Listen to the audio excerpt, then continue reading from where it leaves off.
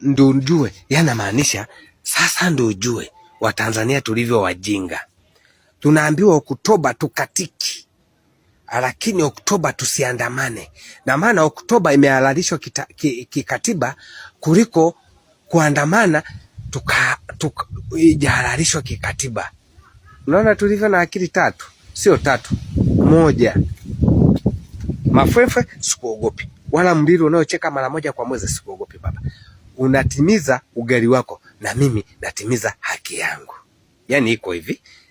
Kwani umeona nimevaa maski? Yani hii ndio sura yangu halisi. Yani usihangaike.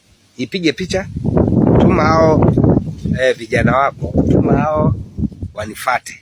Hata mimi nimemisi kifo kwa sababu nikifa dhambi zangu nawaachia nyie. Mimi naenda mbinguni kwa Baba, kama ni mbinguni kama ni motoni huko mtajua mjui. Yani nimechoka kuishi. Na maanisha hivi, watuma nao watuma. Mimi sifati mkumbo. Mimi naongea kwenye sababu mimi najielewa.